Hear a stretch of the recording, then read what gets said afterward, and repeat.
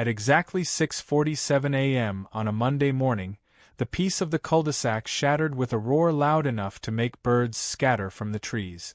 A candy-apple red Lamborghini Aventador, exhaust screaming like a dragon with a megaphone, came to a full and dramatic stop, directly across my driveway gate.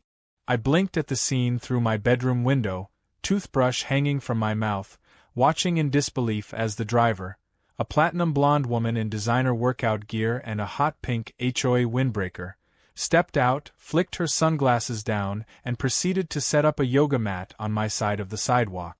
She didn't even glance at my gate. Instead, she pulled out her phone, positioned it at the perfect angle, and said, loud enough to pierce the glass, "Welcome back to Mindset with Karen. Today we're claiming space. Not just emotionally, physically. And yes, that includes parking wherever the hell we want." I choked on my toothpaste. My name's Darren. Quiet guy. Former military engineer.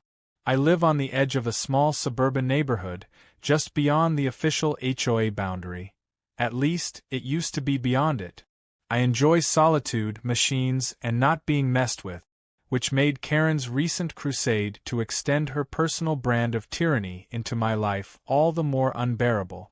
That morning, though, was a new level. I had a job interview in exactly 1 hour and 30 minutes. I'd prepared for it for 3 weeks. It was at Atlas Defense Systems, a company that made tech for national security, the kind of place that valued structure, punctuality, and not being late because a self-declared neighborhood overlord had turned your exit into a runway. I threw on jeans and a t-shirt, grabbed my briefcase, and marched out the door. As soon as I hit the gravel path, Karen turned toward me with a smile so fake it should have come with a warning label. "Morning, Darren. Love the flannel. Country chic." I stopped short of the Lambo's mirror. "You're blocking my driveway. I have somewhere to be." She stretched her arms upward like she hadn't heard me, then casually said, "HOA guidelines clearly state that communal access lanes are not private property during community hours." I blinked. "Community hours? That's not a real thing." She shrugged. "It is now. Passed it last Thursday. We voted." "You and who, your cat?" She gasped like I'd insulted the crown. "That's rude. Mr. Whiskers is our treasurer." I could feel the vein in my forehead pulsing. I knew better than to escalate things. The problem with Karen wasn't that she didn't understand boundaries. It's that she understood them perfectly and then redrew them around herself like a queen mapping her kingdom. Last week she'd posted new signs at the community entrance labeling the street as Karen's cul-de-sac, HOA president forever. Some thought it was a joke. I knew better. And now, her car, a $300,000 rolling ego trip, was in my way on purpose. I gave her one last warning. "Karen, I'm telling you right now. You need to move the car or I will find another way out." She narrowed her eyes, sipping green juice through a stainless steel straw. "Is that a threat?" I smiled politely. "Not yet." Back inside, I called the local non-emergency line. The dispatcher told me that since the car was technically not abandoned, and since I lived on the edge of an HOA property zone, it could take hours to respond. The words hung in the air like a stale fog. Hours. That's when I felt it. That military itch. The one that shows up when logic fails and it's time to build a new kind of solution. I glanced across the yard toward my barn. It wasn't just any barn. It was where I kept my collection. Restored gear. Former projects. Historical machinery. Including a fully restored, street-legal, yes, I checked, M60 Patton armored tank. Decommissioned, retired, but mine. And perfectly capable of crossing uneven terrain. But I wasn't there yet. Not yet. By 9:15 a.m., I'd already missed the job interview. My call went straight to voicemail. I stood at the gate watching Karen and her crew pack up their yoga mats, still laughing, still acting like this was all some fun prank. One of them pointed at my house and whispered something behind her oversized sunglasses. Karen cackled, pulled out her phone again, and began filming another video. "Today we're talking about boundaries, and how some people need to learn to share the view." That was it. I turned and walked away before I did something regrettable. My hands were shaking, not from anger, but from the pressure of powerlessness. That feeling I thought I'd left behind in the battlefield. In the field, we had command, precision, action. Out here?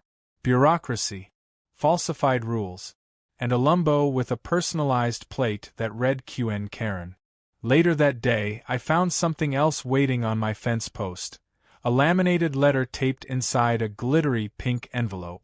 The HOA hereby notifies resident Darren Miller of potential code violations concerning unauthorized gate barriers, visual obstructions, and lack of community compliance. The letter had been signed by Karen in purple gel pen, with a small heart next to her name. At the bottom, it read, "Consider this a friendly warning before formal action." Formal action? Against me? I didn't even sign the HOA charter. I checked the bylaws.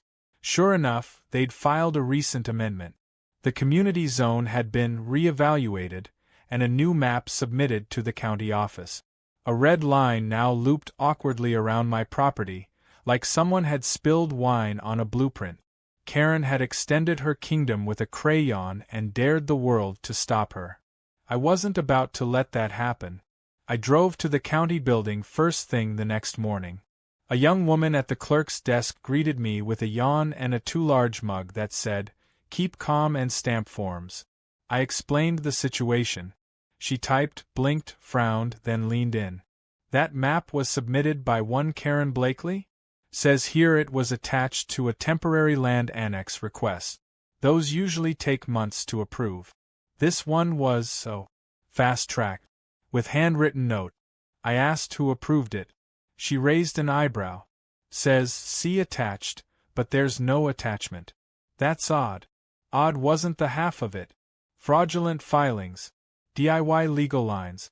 And now citations arriving in glittery envelope. Karen wasn't just an entitled neighbor, she was running a full-blown HOA dictatorship with no checks and balances. And unless someone pushed back hard, she was going to steamroll through anyone standing in her way. That night, I walked into the barn. The tank sat silent in the center, a relic of a different kind of war. But it didn't look old to me. It looked ready. And for the first time in weeks, so did I. Karen wanted a kingdom. She was about to learn that some castles come with catapult, and this one came with treads. The following morning, the cul-de-sac was unusually quiet, as if the air itself was holding its breath.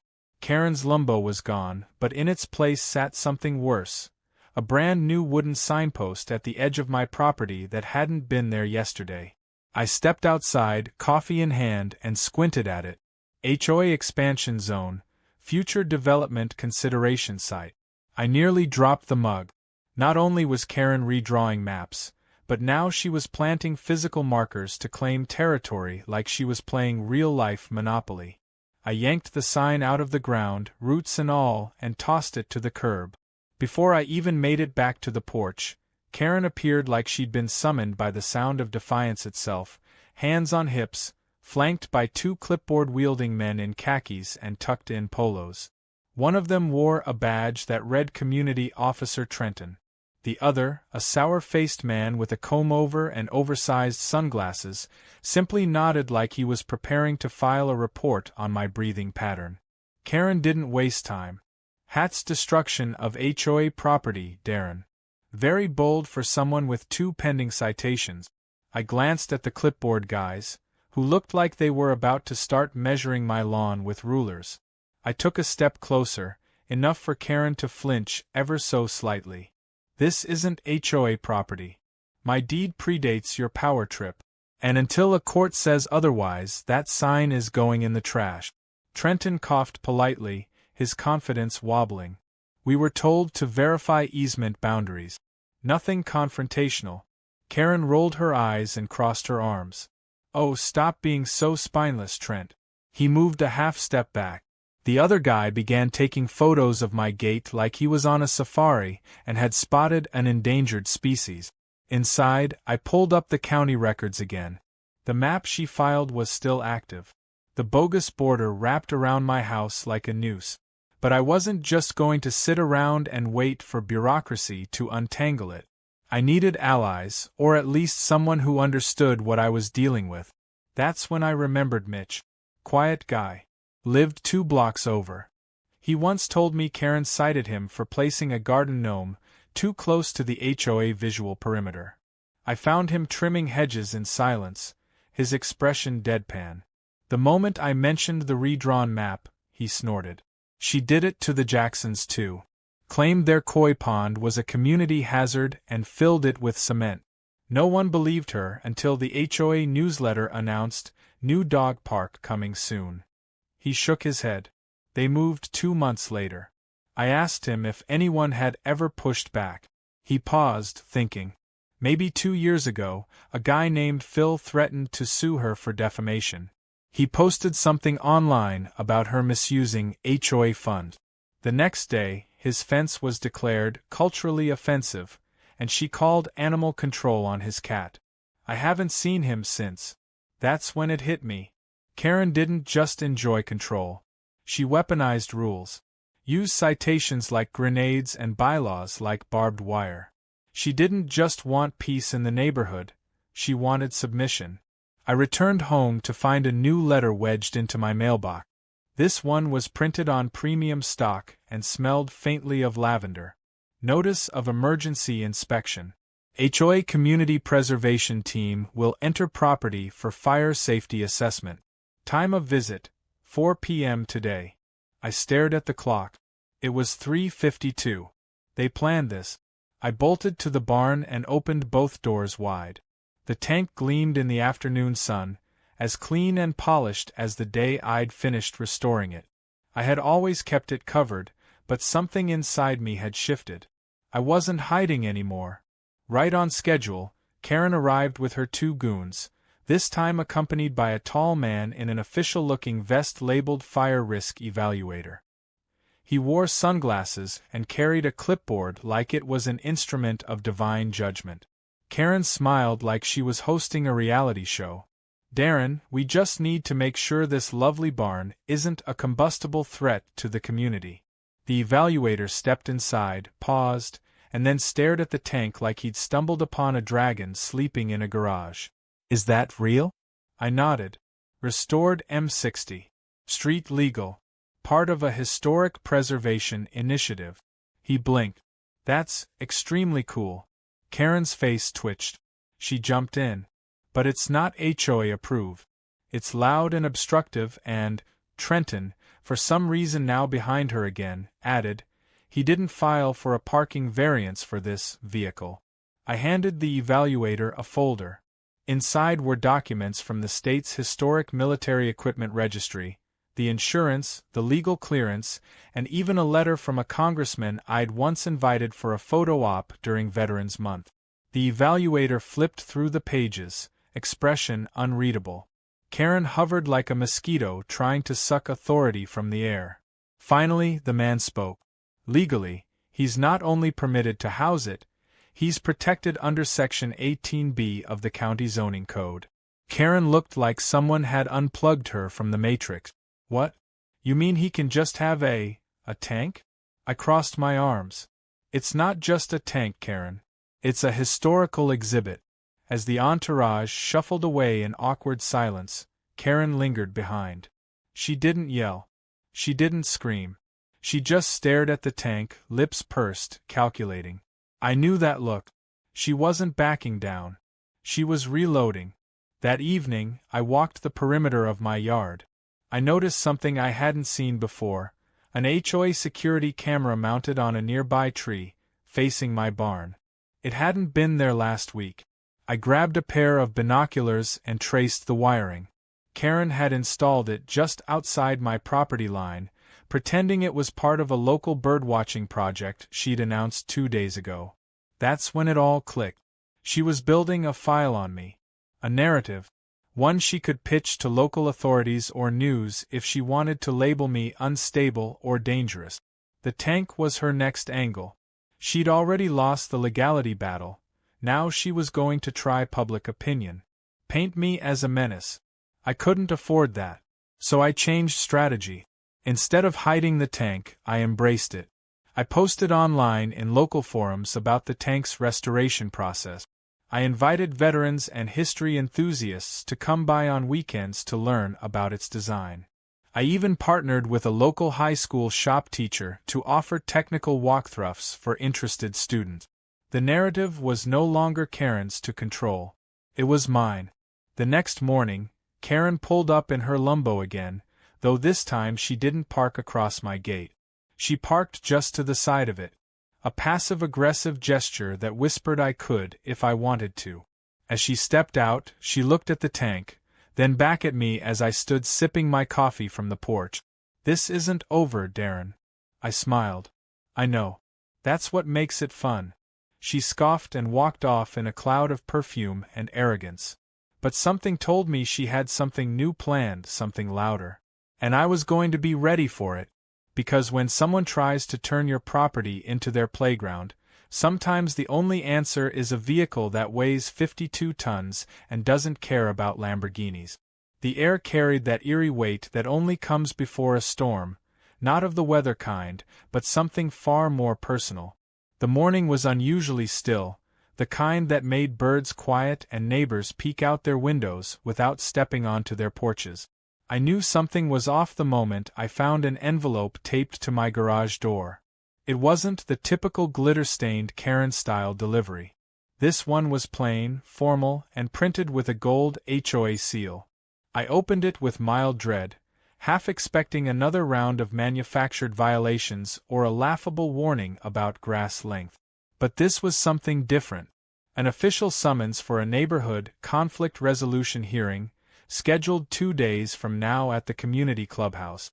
The letter accused me of hosting intimidating displays of weaponized equipment, endangering communal mental peace, and, this was the most absurd of all, excessive patriotic posturing. I reread that last line at least 3 times to make sure I wasn't hallucinating. The signature at the bottom didn't just belong to Karen. It was co-signed by an acting HOA attorney, a man named Brock Hensley. That name rang a bell. A quick online search turned up a photo of a guy wearing mirrored sunglasses, holding a martini, and posing beside Karen at what appeared to be a poolside HOA mixer. He wasn't a licensed attorney. He wasn't even a paralegal. He was Karen's third cousin who once took an online legal workshop. Yet here he was, apparently representing the full force of Karen's cardboard courtroom. I wasn't about to play along. But I wasn't going to ignore it either. So I drove down to the county office again and requested an official review of the HOA's recent documentation. This time, I was met not by Janelle at the front desk, but by a stone-faced supervisor named Harris who looked like he hadn't smiled since dial-up internet. I explained everything: property lines, fraudulent maps, the Lambo incidents, even the tank. He remained completely expressionless until I mentioned the conflict resolution hearing. Then he frowned. "Wait. They scheduled a hearing on your property without confirming you're actually part of the HOA?" I nodded. He tapped a few keys on his keyboard, then leaned back. "That's illegal. They can't impose HOA governance on a property that opted out and predated the charter. Your home is exempt by statute. If they move forward, it'll backfire on them." That was the first real win in days. Still, I knew Karen wouldn't let logic or legality stop her.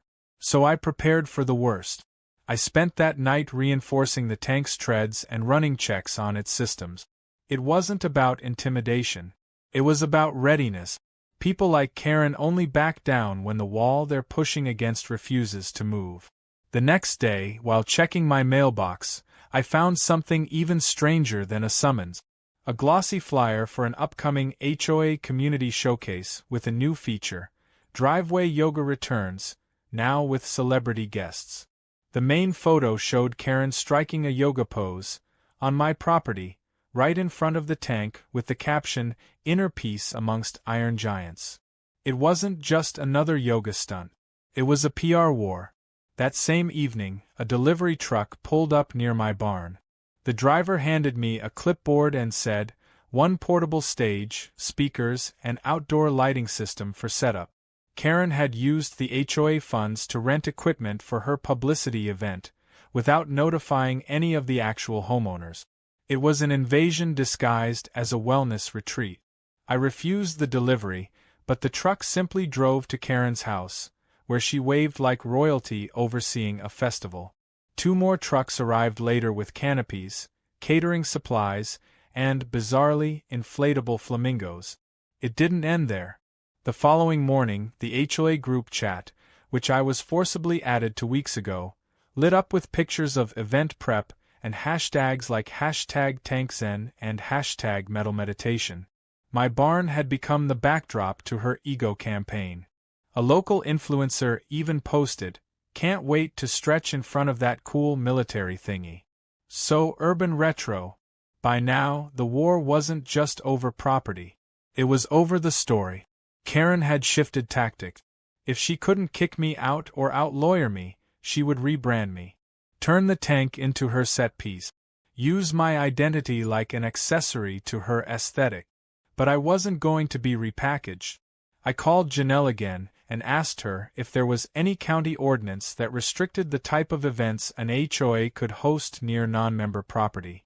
She said there wasn't, but there were nuisance laws that could be enforced if the event disrupted private life or created a public safety issue. That was all I needed. I spent the rest of the day turning my barnyard into a reminder that this wasn't a playground. I set up a legal notice board outside my gate with a printed message: Federal Registry, Historic Military Equipment Zone. No unauthorized filming.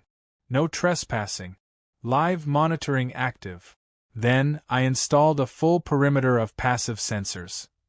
Nothing dangerous, just enough to trigger spotlights if someone got too close. That night, the lights flared on twice. The first time it was Karen's nephew trying to pose on the tank for TikTok.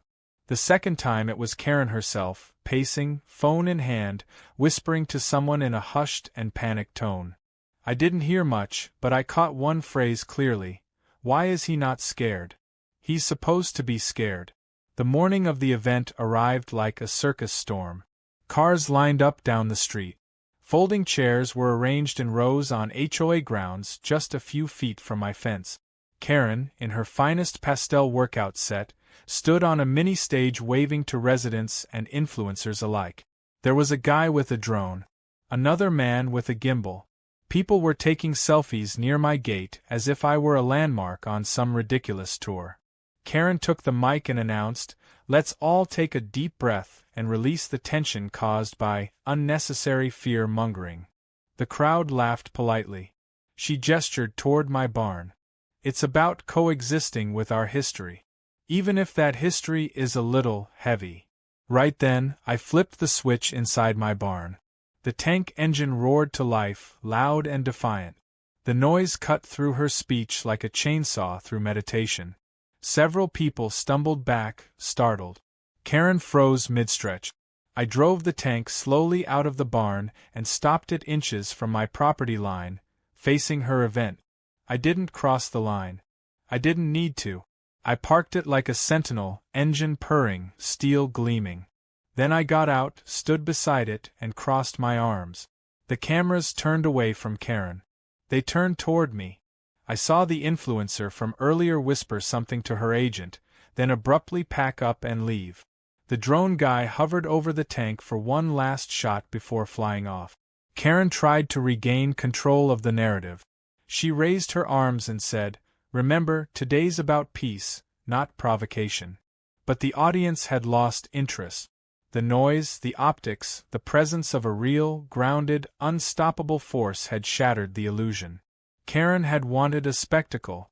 Now she had one she couldn't direct. By afternoon, most of the guests had filtered out. The event collapsed under the weight of its own ridiculousness. Karen stood alone on the stage, watching me, fuming. I gave her a small wave. She stormed off without saying a word. But I knew her silence wasn't surrender. It was retreat. And every retreat, in her mind, meant preparation for a comeback. What she didn't know was that mine had already begun. The next few days passed in a strange kind of calm, like the eye of a hurricane, and I knew it wasn't real. Karen was far too vindictive to let the failed yoga circus be the end of it. She had tasted public embarrassment, and if I knew anything about people like her, it was that they didn't rest until they found someone else to blame for their own downfall. I was that someone. I spent those days not celebrating, but reinforcing everything. Every camera on my property was tested and backed up to an off-site server. I updated the software on the tank's GPS monitor, double-checked the tread pressure, and went through my garage like a man preparing for war in the most suburban sense. I wasn't worried about physical danger. No, the real threat came in the form of citations, forged documents, and performative drama that manipulated every neighbor within earshot. And Karen was nothing if not a master manipulator. Sure enough, it started with another official-looking letter shoved into my mailbox. It claimed to be a community disruption notification, filed by a subcommittee that didn't actually exist in the HOA bylaws. It stated that I was under review for creating a hostile presence, citing my tank as an urban psychological hazard, and listing anonymous complaints about engine noise, military-grade intimidation, and decreased neighborhood walkability.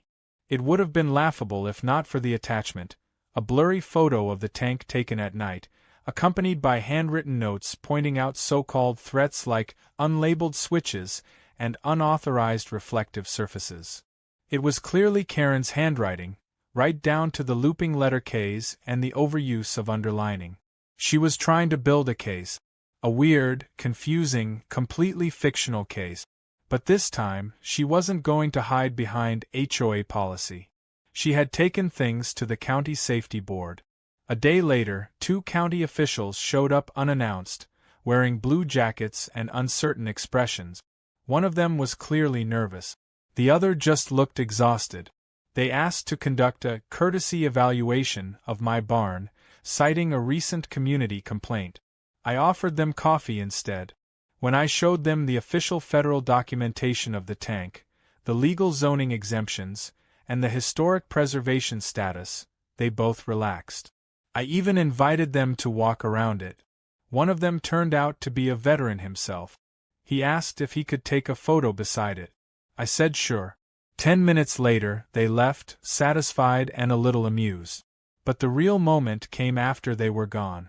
Not 30 minutes had passed before Karen herself walked past my fence with her phone up, pretending to film a vlog but obviously trying to catch me reacting. I didn't give her anything. That night, I received a flood of texts from neighbors I hadn't spoken to in weeks. Apparently, Karen had gone door to door warning residents that I was harboring unstable equipment and might be planning to use it during a future HOA meeting. She even held a backyard wine mixer titled, "Keeping Our Streets Safe," where she dramatically told stories about how tanks represented trauma and said things like, "We can't live in peace with war machines staring at us." What she didn't count on was one of the guests secretly filming the whole thing and sending it to me.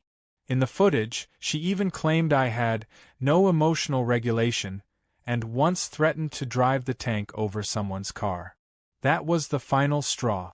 I printed the transcript of her claims, paired it with legal documentation proving my ownership and permits, and sent it to the local paper's opinion editor along with a simple message. When does an HOA cross the line from authority to harassment? I didn't expect much, but within 24 hours, it ran online with the headline, "Suburban Man Targeted for Owning Restored Military Vehicle." The article was surprisingly fair, even painting Karen's yoga event as a bizarre overreach. Public sentiment started to shift. People began commenting.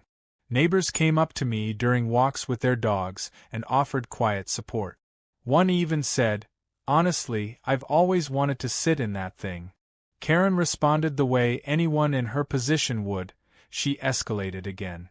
It was just past noon when the shouting started. I was inside the house, writing emails, when I heard the voice from outside yelling in that familiar tone of manufactured panic. I looked out the window to see Karen standing in front of my gate again, phone in one hand, waving at a tow truck with the other. The tow driver looked completely confused. She kept yelling things like, "This is a danger to the children," and it's a code violation. I demand removal." I rushed outside just in time to see the driver take a photo of the tank, then slowly back away, clearly aware that he was in over his head. Karen turned her attention to me. "I'm not letting this thing sit here another day. It's monstrous. And you don't even have the courtesy to respect community aesthetic values." I held up my phone, already recording. "Say that again, please." She froze. The tone of her voice shifted instantly. "Oh, I was just asking about your project. I think the community would love a tour." She walked away a little too fast, and I noticed something glinting in her hand. It wasn't her phone. It was a set of keys. Later that night, I discovered what she was trying to do. One of the motion cameras on the far side of the barn caught her sneaking near the fence line, trying to find the tank's ignition compartment. The footage was blurry, but clear enough to prove she was trespassing. She had tried to access the tank, probably to tamper with it, maybe even to move it herself, though that was laughably impossible. But it didn't matter what her plan was. I had her on video. I forwarded it straight to the county sheriff's office and filed a formal report. Tampering with military historical equipment, even decommissioned, carries weight. Real weight. The next morning, there was no Karen. No Lambo. No sign of her pacing like a dictator on the verge of another speech. The silence was jarring. I checked the HOA group chat, only to find it full of chaos. A new member had posted, "Why was our president trying to tow a resident's property without authorization?" Another had commented, "I thought she said he was dangerous, now she's breaking into his yard?" There were screenshots of the local article, screenshots of Karen's failed event, even someone making a meme of her holding up crystals in front of a tank with the caption, "HOA versus history." That afternoon, a neighbor named Evelyn rang my doorbell. Elderly, always kind, and the last person I expected to get involved. She looked up at me with a warm smile and said, "You know, my husband was a tank mechanic in Vietnam. He would have loved what you've done with that beast." She reached into her purse and handed me a folded envelope. Inside was a petition, signed by 18 other residents, calling for Karen's removal as HOA president due to abuse of power and public harassment. Evelyn winked and said, "Just thought you'd want to see it before the next meeting." I thanked her, stunned. The war wasn't just mine anymore. Karen had pushed too far, and now the neighborhood was waking up. They weren't rallying behind me because I had a tank. They were rallying because I hadn't used it, not until I had to. And that moment was coming. But I was done reacting. Next time, I'd be the one making the first move. The sun rose on what should have been just another Saturday, but I already knew it wouldn't be. The moment I opened my front door, I could hear the faint hum of distant engines and the low murmur of voices. There were more cars than usual parked along the street, and folding chairs were being arranged in neat rows in front of the community clubhouse. I didn't even need to check the HOA group chat to know what was happening. It was time for the emergency HOA meeting that had been scheduled after the petition circulated demanding Karen's removal. I hadn't planned to attend. My involvement, as far as I was concerned, had already played its part. But the petition had gathered momentum. By the end of the week, it had over 30 signatures, more than enough to force a board vote. That morning, however, something told me I needed to be there. Not as a protester, not as a homeowner, but as a reminder. By the time I arrived at the edge of the gathering, the crowd had nearly doubled. Karen stood at the front, dressed in an immaculate white blouse and flanked by her usual inner circle. She was smiling, but the tightness in her jaw and the subtle twitch in her eye said otherwise. She hadn't expected this many people to show up. Certainly not this many who weren't applauding her. One woman near the front was holding up a handwritten sign that read, "We want peace, not power." Another had a printed screenshot of Karen's attempt to tow the tank, with a bold caption underneath, "Who's really the threat?" Karen cleared her throat and began to speak, launching into a rehearsed speech about community safety, shared values, and the need for visual harmony.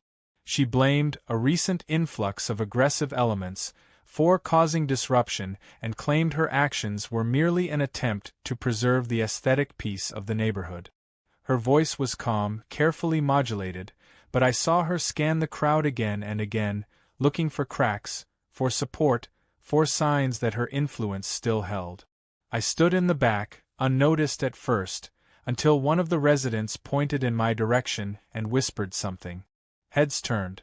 Karen faltered just slightly, barely perceptible, but I saw it.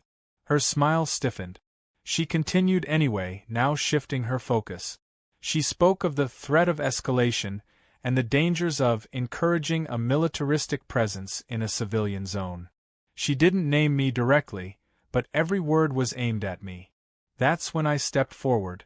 Not rushed, not angry, just deliberate. The path cleared almost naturally. People moved aside, silent now, as I walked up to the front, stopped 10 feet from the stage, and simply stood. I didn't speak. I didn't gesture. I didn't need to. Behind me, the quiet rumble of a diesel engine began to echo down the road. Karen squinted past me toward the sound. Her mouth opened in shock as the tank came into view, crawling at a snail's pace down the paved street, gleaming in the morning sun. It wasn't charging. It wasn't honking. It was just moving. My friend Carlos was at the wheel.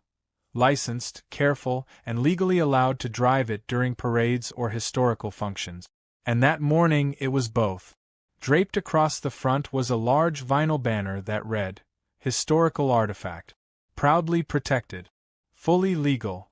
The crowd erupted, not in fear but in laughter, applause, and the clicking of hundreds of phone cameras. Karen's attempt at painting me as a threat was unraveling right before her eyes. The very thing she had tried to turn into a symbol of danger was now a prop in her own public humiliation.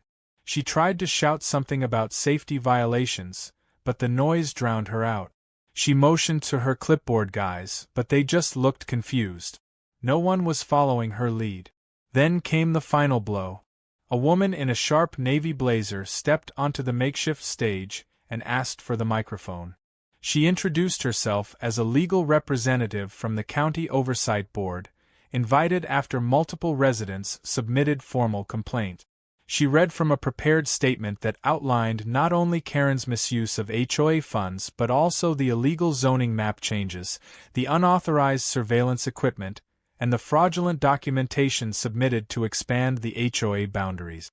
Her tone was neutral, surgical, and absolutely devastating. Karen tried to interrupt, but the woman raised a hand. "As of now, you are suspended pending a formal review. All HOA decisions made under the altered map are nullified. Effective immediately, you are no longer authorized to represent the community in any legal or administrative capacity." Karen's mouth opened, then closed. She looked around, expecting outrage on her behalf. Instead, the crowd watched quietly, with a mixture of satisfaction and disbelief. She took one step down from the stage, then another, and by the time her heels hit the grass, it was over. Just like that. She didn't scream. She didn't make a scene. She simply turned and walked away, her entourage scattering behind her like confused geese. The tank rolled to a stop and parked near the curb, its engine now silent. I stepped up to the front, only after someone handed me the microphone. I didn't plan a speech, so I didn't give one. I just said I never wanted a fight. I only wanted my driveway back. It was enough. Over the next hour, people stayed. They asked questions about the tank. They shared HOA horror stories. Some even came by my property afterward just to thank me. Not because I embarrassed Karen, but because I stood up. Because I reminded them that ridiculous rules crumble under truth if you stand your ground long enough. Later that evening, as the street cleared and the last of the folding chairs were packed away, I found something on my front porch. A basket. Inside was a toy Lamborghini, a plastic tank, a bottle of wine, and a handwritten note that read, "Next time, just run it over." No name. No signature. Just a quiet joke from a neighbor who finally understood what the rest of us had been putting up with. I stood in the driveway for a long while after that, watching the tank reflect the fading sunset. It wasn't just a machine anymore. It was a symbol, not of war, but of boundaries, of respect, of a line drawn that you don't cross unless you're ready for the consequences. In the weeks that followed, Karen officially resigned. The HOA board underwent a complete restructuring. The new president was Evelyn, the sweet older woman who handed me the petition in the first place. One of her first acts was to ban any future HOA activity within 20 feet of a non-member's property and to reissue the bylaws in plain English so no one could manipulate them again. As for I got a call from Atlas Defense Systems the following Monday. The hiring manager had seen the article and the footage. He didn't even ask me interview questions. He just said, "If you can handle a suburban war zone, you'll do great on our team." Life returned to normal, or something close to it. I started teaching local kids about engineering and mechanics on weekend. The tank stayed parked near the barn, its job complete. I hadn't driven over the Lamborghini. But I didn't have to. Because sometimes, making someone fear what might happen is more powerful than actually doing it. And in Karen's case, her worst nightmare wasn't destruction. It was being irrelevant. And she was. Completely. Irreversibly. Finally.